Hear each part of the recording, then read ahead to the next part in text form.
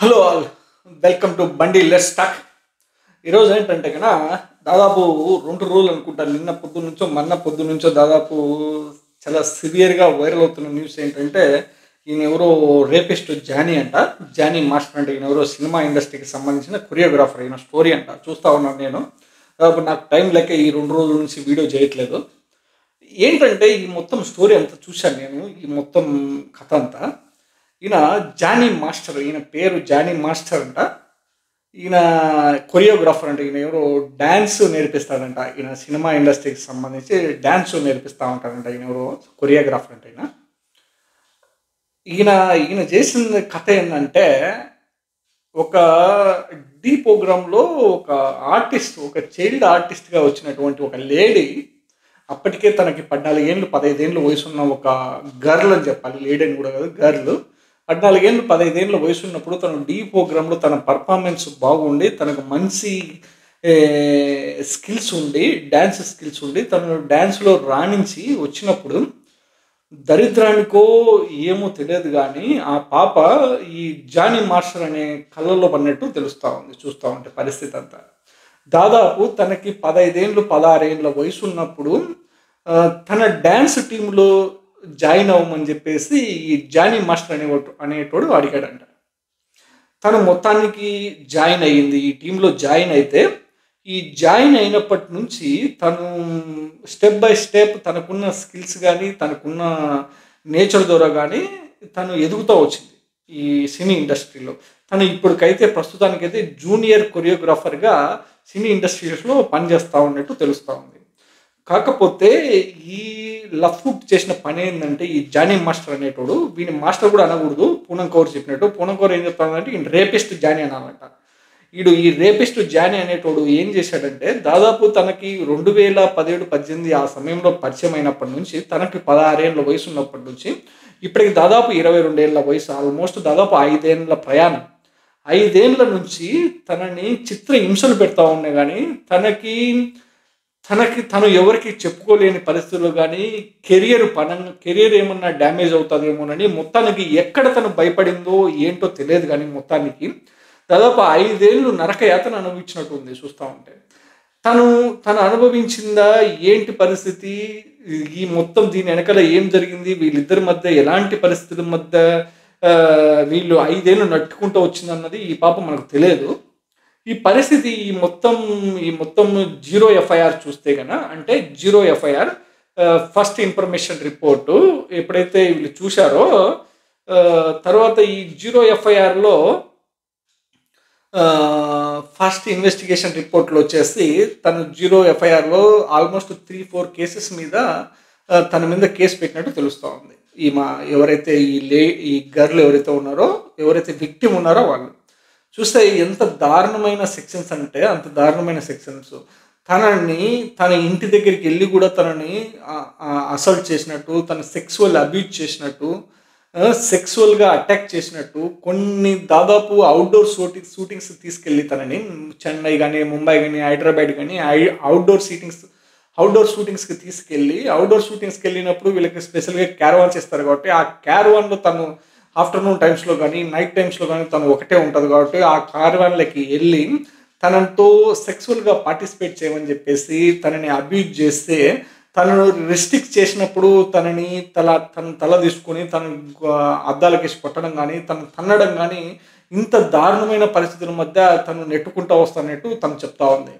ఇంతటి దారుణమైన పరిస్థితులు తనకు కల్పిస్తే ఇంకా సమాజంలో కొందరు ఉన్నారు, ఈయన్ని ఎవడైతే ఉన్నాడో వీడు రేపిస్ట్ జానీ అనేటోడు, వీనికి ఎవరైతే వీని బాసులు ఉంటారో, ఎవడైతే ఈయనకి అన్నం పెట్టిన వాళ్ళు, ఈయన బాసులు ఎవరైతే ఈయనకి సపోర్ట్ చేస్తున్నారో వాడు కూడా అట్లాంటి వాళ్ళే. వాళ్ళ గురించి కూడా చెప్తాను ఇప్పుడు ప్రస్తుతానికి.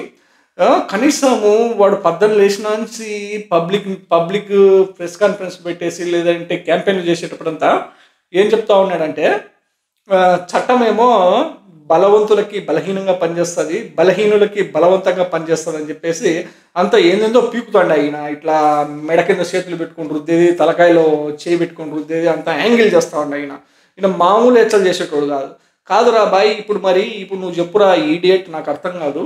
ఇప్పుడు ఎవడు బలవంతుడు ఈడ ఈ కేసులో, ఎవడు బలహీనుడు? దాదాపు కేసు ఫైల్ చేసి దాదాపు 2 రోజులు దాటిపోతోంది. ఇంతవరకు కూడా జానీ మాస్టర్ అనేటోడు ఇంకా అరెస్ట్ చేయలేదంటే వీని వెనకాల ఎవరున్నారు? ఏంది పరిస్థితి?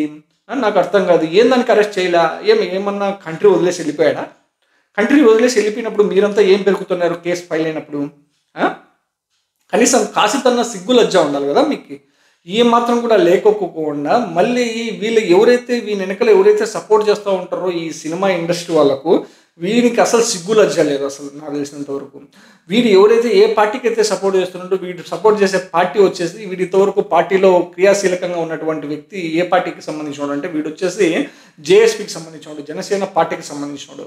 జనసేన పార్టీకి సంబంధించిన వాళ్ళు వీళ్ళు కంటి తుడుపు చర్యగా వీళ్ళు జస్ట్ వానికి నాకు తెలిసినంత వరకు వానికి దెబ్బ తగలకోకుండా పార్టీ కార్యక్రమాలకు దూరం ఉండమని చెప్పానంట. సిగ్గు లజ్జ ఉండాలా పార్టీ కార్యక్రమాలకు దూరం ఉండమని చెప్పడానికి.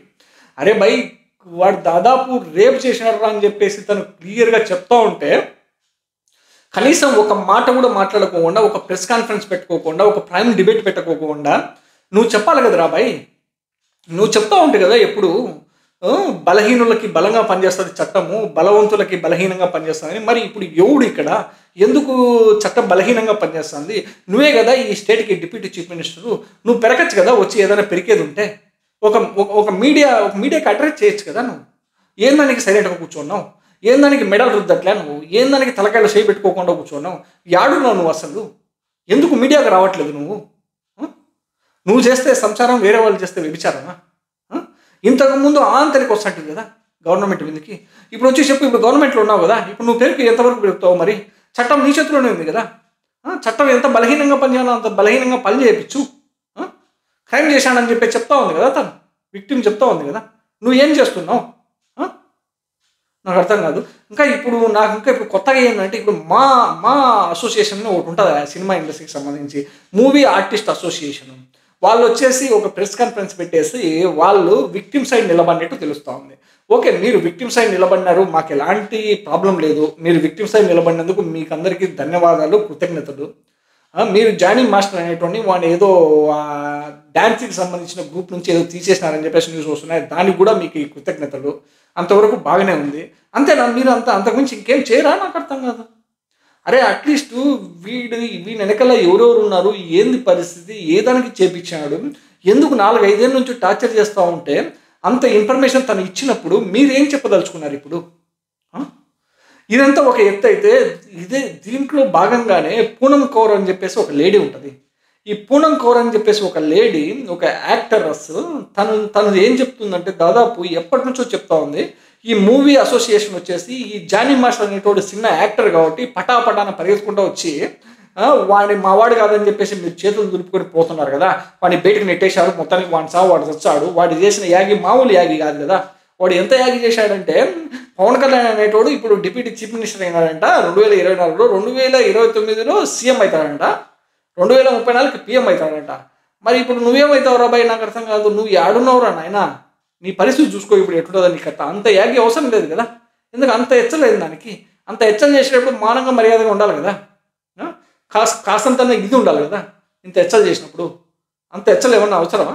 ఇంకా దీని తర్వాత ఇంకా కొందరు ఉన్నారు ఈ జబర్దస్త్ నుంచి వచ్చేటోళ్ళు 1 by 1 వస్తారంటే వాడు కిరాక్ ఆరిపోయినట్టు వాడు మామూలు యాగి చేయట్లే. వాడి కథ చూడాలి. వాడు ఎంతవరకు మరి ఏంది చేపల పులుసు ఎంతవరకు అమ్ముతా ఉన్నాడు, చేపల పులుసు ఒకటే అమ్ముతాడా, ఇంకా ఏమన్నా అమ్ముతాడా, అవన్నీ చూడాలి. ఇంకా వచ్చే సిరీస్లో ఇవన్నీ వచ్చా ఉంటాయి. Thanks for watching so far. Have a nice day.